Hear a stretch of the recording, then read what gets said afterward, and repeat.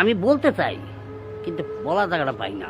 ভাই জানেন, কালকে আমাদের আমাদের মিডিয়ার একজন সম্মানীয় ব্যক্তি শামসুমন ভাই, সবাইকে দেশে বিদেশে যে যেখানে আছেন, যে অবস্থায় আছেন, আল্লাহ সুবহানাহু ওয়া তাআলা সবাইকে ভালো রাখুক, সুস্থ রাখুক। ভাই জানেন, কালকে আমাদের আমাদের মিডিয়ার একজন সম্মানীয় ব্যক্তি শামসুমন ভাই, তার সাথে আমার অনেক আগে, প্রায় 28-29 বছর ধরে পরিচয়, আগে থেকেই পরিচয়। কারণ আমি পড়াশোনায় কাজ করতাম তখন তখন আমি অভিনয় করতাম না।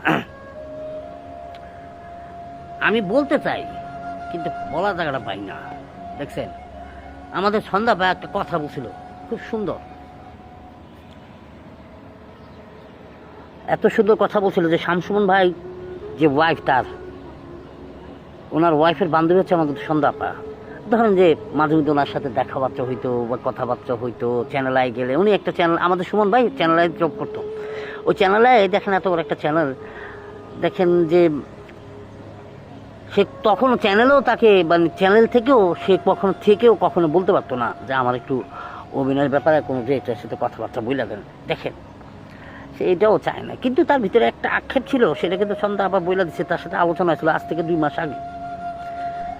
হ্যাঁ, আমাদের শিল্পীদের মধ্যে না অসুখ বিসুখটা কোথেকে আসে জানেন? ধরেন যে টাকা পয়সা তো অভাব, মানে ওইভাবে হয়ে যায় ভাই, আল্লাহ দিয়ে দেয় জোগাড় করে না।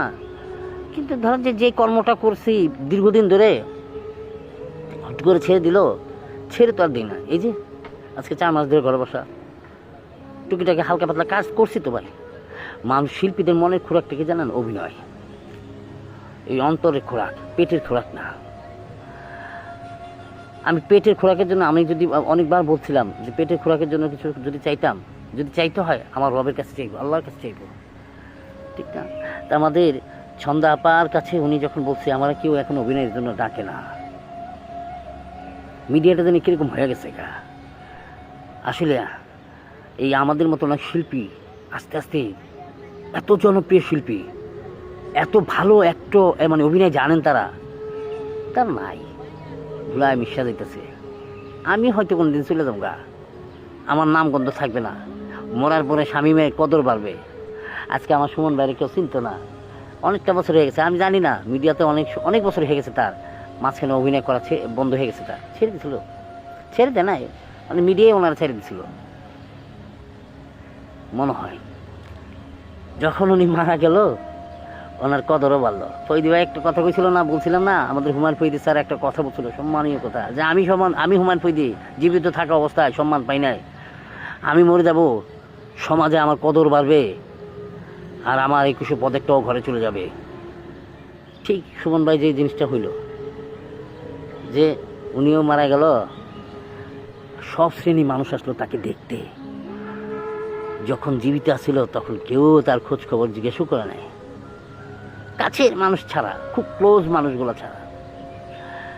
শিল্পীদের সমস্যাটা ওই একটাই, আমার যদি একটু অভিনয় দিতে পারতেন, আমি যদি একটু অভিনয় করতে পারতাম, আমার ওইটাই তো খোরাক, ওইটাই আমার ক্ষিধা।